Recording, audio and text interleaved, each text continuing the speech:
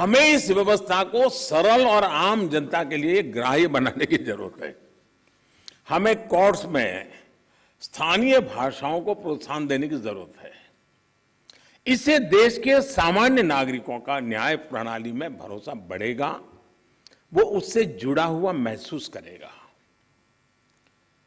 अब इन समय हम एक कोशिश कर रहे हैं कि टेक्निकल एजुकेशन और मेडिकल एजुकेशन मातृभाषा में क्यों नहीं होना चाहिए। हमारे बच्चे जो बाहर जाते हैं दुनिया की वो भाषा कोशिश करते हैं पढ़ करके फिर मेडिकल कॉलेज की, तो हम हमारे देश में कर सकते हैं। और मुझे खुशी है कई राज्यों ने मातृभाषा में टेक्निकल एजुकेशन, मेडिकल एजुकेशन के लिए कुछ इनिशिएटिव लिए हैं। तो आगे चल करके उसके कारण गांव का गरीब का बच्चा भी जो भाषा के कारण रुकावटें महसूस करता है, उसके लिए सारे रास्ते खुल जाएंगे। और ये भी तो एक बड़ा न्याय है, ये भी एक सामाजिक न्याय है। सामाजिक न्याय के लिए न्यायपालिका के तराजू तक जाने की जरूरत नहीं होती है। सामाजिक न्याय के लिए कभी भाषा भी बहुत बड़ा कारण बन सकती है।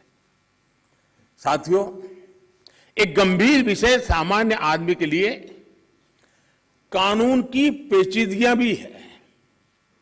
2015 में हमने करीब 1800 ऐसे कानूनों को चिन्हित किया था जो अप्रासंगिक हो चुके थे।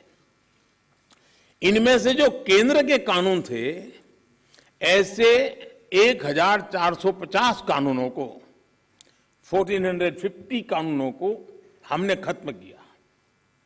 लेकिन राज्यों की तरफ से केवल 75 कानून ही खत्म किए गए हैं।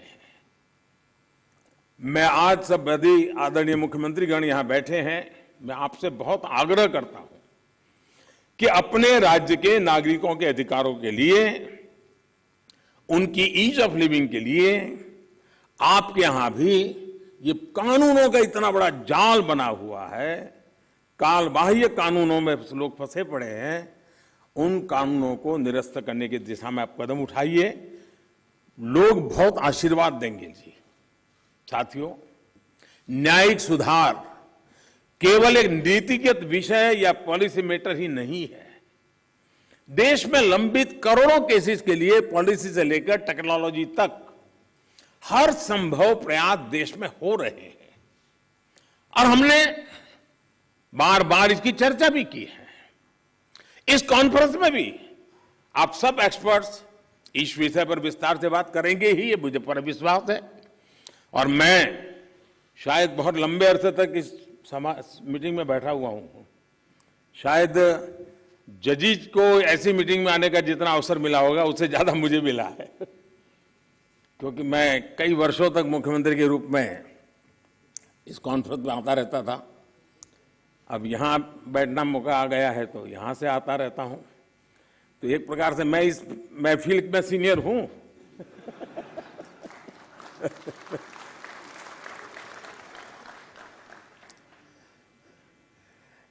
साथियों, इस विषय में जब मैं बात कर रहा था तो मैं मानता हूं कि इन सारे कामों में मानवीय संवेदनाएं जुड़ी हुई है।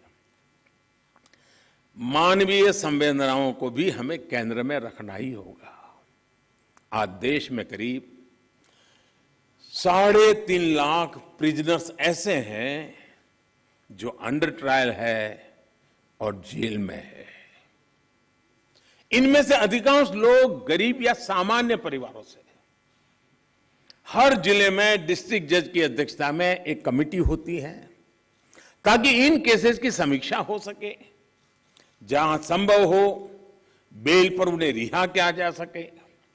मैं सभी मुख्यमंत्रियों और हाई कोर्ट के जजेस से अपील करूंगा कि मानवीय संवेदनाओं, उन संवेदनाओं और कानून के आधार पर इन मामलों को भी अगर संभव हो तो प्राथमिकता दी जाए।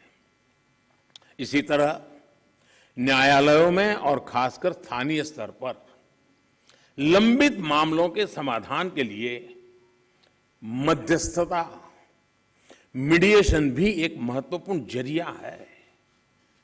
हमारे समाज में तो मध्यस्थता के जरिए विवादों के समाधान की हजारों साल पुरानी परंपरा है। आपसी सहमति और परस्पर भागीदारी ये न्याय की अपनी एक अलग मानवीय अवधारणा है। अगर हम देखें तो हमारे समाज का वो स्वभाव कहीं ना कहीं अभी भी बना हुआ है। हमने हमारी उन परंपराओं को खोया नहीं है। हमें इस लोकतांत्रिक व्यवस्था को मजबूत बनाने की जरूरत है। और जैसे चीफ साहब ने ललित जी की तारीफ की, मैं भी करना चाहूंगा। उन्होंने पूरे देश में भ्रमण किया, हर राज्य में गए इस काम के लिए, और सबसे बड़ी बात है कोरोना काल में गए। साथियों, मामलों का कम समय में समाधान भी होता है, न्यायालयों का बोझ भी कम होता है और सोशल फैब्रिक भी सुरक्षित रहता है। हमने इसी सोच के साथ संसद में मीडिएशन बिल को भी एक अम्ब्रेला लेजिस्लेशन के रूप में भी पेश किया है। अपनी रीच लीगल एक्सपर्टाइज के साथ हम मीडिएशन से सॉल्यूशन की विधा में ग्लोबल लीडर बन सकते हैं। हम पूरी दुनिया के सामने एक मॉडल पेश कर सकते हैं। मुझे पूरा भरोसा है कि प्राचीन मानवीय मूल्यों और आधुनिक अप्रोच के साथ इस कॉन्फ्रेंस में ऐसे सभी विषयों पर आप सब विद्वज्जन विस्तार से चर्चा करके मंथन करके उस अमृत को लाओगे जो शायद आने वाली पीढ़ियों तक काम आएगा। इस कॉन्फ्रेंस में जो नए आइडियाज निकलेंगे, जो नए निष्कर्ष निकलेंगे, वो नए भारत की आकांक्षाओं को पूरा करने का माध्यम बनेंगे।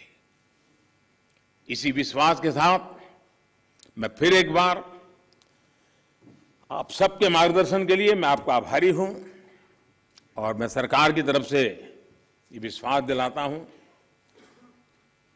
कि देश के न्याय व्यवस्था के लिए सरकारों ने जो करना होगा, चाहे राज्य सरकार हो, केंद्र सरकार हो, वो भरसक प्रयास करेगी ताकि हम सब मिलकर के देश के कोटि कोटि नागरिकों की आशा अपेक्षाओं को पूर्ण कर सके और 2047 में देश जब आज़ादी के 100 साल मनाए तब हम न्याय के क्षेत्र में भी और अधिक गौरव के साथ, और अधिक सम्मान के साथ, और अधिक संतोष के साथ आगे बढ़ें। यही मेरी बहुत बहुत शुभकामना है। बहुत बहुत धन्यवाद।